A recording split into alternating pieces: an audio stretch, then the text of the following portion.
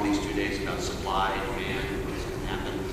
And even though you've seen this tremendous recent softening of the market, everybody can go back to June and July and remember we had $147 a barrel oil, that you had bunker prices in Singapore at 766. There was a lot of discussion around whether this was the speculators at work, whether this was fundamental supply and demand, was this here to stay, or was it going to be gone? And I think that I come down in the camp that says that regardless of the short-term economic reality of depressed prices right now, I think long-term reality is this is a scarce commodity. And it's going to be a lot more expensive, and that's a reality that's with us and is not going to change.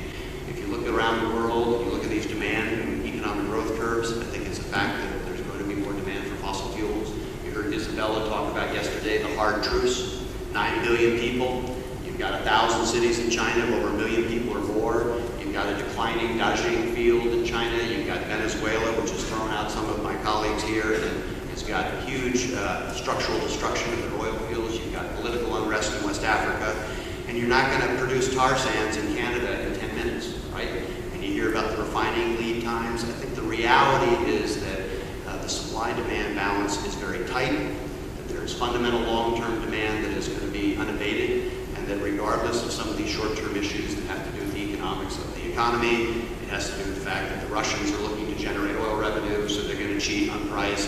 The OPEC is going to be under pressure to cheat as Iran's got a weak economy. They need to generate revenue growth. But the reality is, fundamentally, this is a short-term anomaly. Long-term, this stuff is scarce, and it's just not going to change. And then I think it's probably impossible to be on this panel in today's age without making some comment about what's going on in the global backdrop of an economic meltdown. We saw the Dow drop again last night, and I'm reminded, yesterday we heard a couple of quotes. I think Paul Millar brought us back to Kill a Mockingbird and Harper Lee and Walk in Another Man's Shoe, and Graham shared with us the Chinese proverb of, we live in interesting times. And all I kept thinking this morning was that Thomas More, a famous philosopher in England, who said execution has a way of focusing one's thoughts. And I would say that right now, we're in a world that execution is focusing our thoughts. I think never has this economic, integrated world, revealed its vulnerability so much as we have in the last couple of weeks. And I think the reality is the last 2 weeks are a little bit like the earthquake in Indonesia, which caused the tsunami in Thailand, and that the last 2 weeks was the earthquake, and the wave has just begun. I agree very much with some of the speakers that this thing is just beginning. This hasn't even begun in our economy, and I think that we're in for some pretty rarefied times as this tsunami wave sort of filters through every single aspect of the economy. What we have been seeing with, as a consequence of the current financial crisis is a potential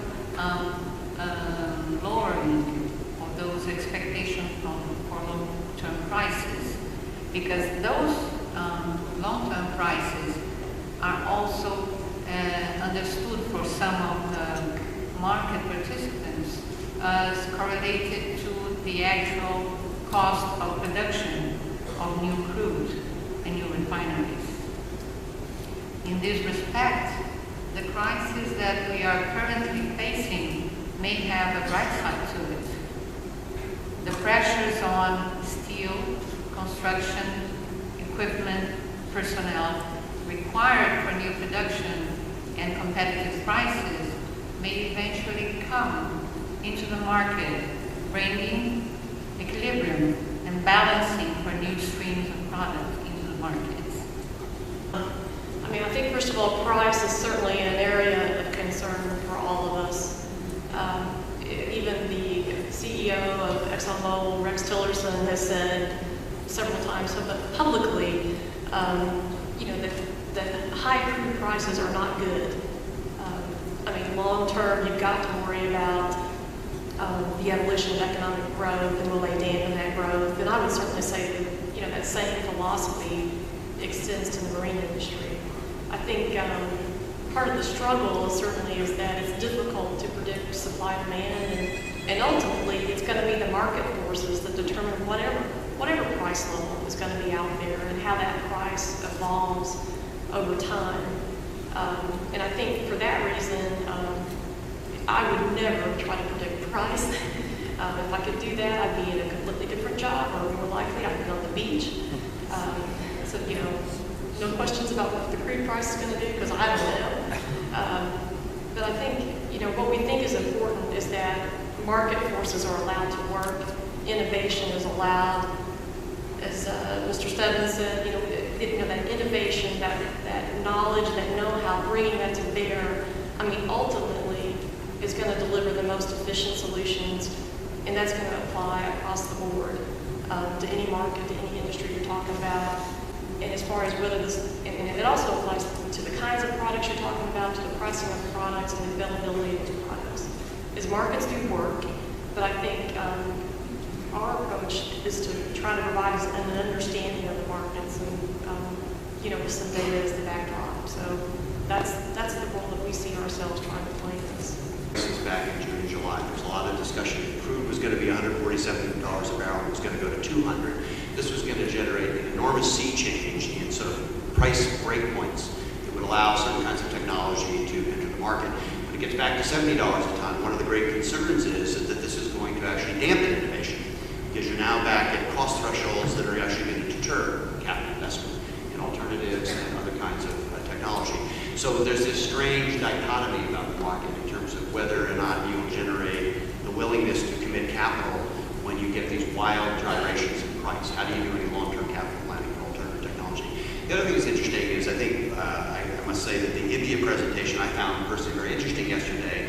And even though these are sort of best efforts to predict what's going on prices, but if you start doing the cost calculation on the competition for middle distillate and what that's going to do to the cost of operating a ship versus what might happen if the shipboard equipment investment is made to actually do the onboard scrubbing. So again, if there's the incentive technologically to invest dollars in making those onboard scrubbers probably more cost efficient, and I think that if innovation has told us anything historically, whatever that technology is today is going to be better in 3 or 4 years and might be half the cost. But I would say that the shipping community, back to Jesper's original question, is my sense of the shipping community is there's a sense that historically fuel was something that you bought. It was a necessary sort of evil. Your core competence was the movement of cargo, and you had to take care of this thing that was volatile in price and wreaked havoc with your P&L. Now there's a sense of, I think, much more willingness to take control and be proactive and say, I'm not going to wait and be reactive to dynamics that I don't control.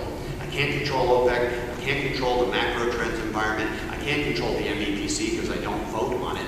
So these are realities. I want to be a good citizen, but ultimately trade is important, so I'm going to take things into my own hands, and I'm going to drive the innovation cutting edge to say, I'm not going to wait for someone to force it down my throat. We're seeing a much more emboldened sense of strategic thinking at the shipping level, and I would say groups like Bulwark being at the cutting edge of this, where they're saying maybe it's time that we took control of this issue. Maybe we made the investments to control our own destiny and therefore protect our own viability in this supply chain in the future. Fuel production today has shifted away from Western Europe and the United States into areas like Russia, India, and China. I think that opens a whole second question of where does this capital come for the upgrading and conversion of those areas. The other thing is I'm old enough, I guess, probably older than most people on this panel, to remember the collapse in the shipping industries in the 70s. And while we've gone through an unprecedented period of prosperity in our industry, we want to look at the projections of growth slowing from 5 to 7% down to perhaps 2. If you contemplate the fact that gasoline consumption in the United States in this summer actually went negative, if you look at the bunker demand in Singapore in the last month or two going negative, there is a real question here whether sustained consumption increases is going to go on.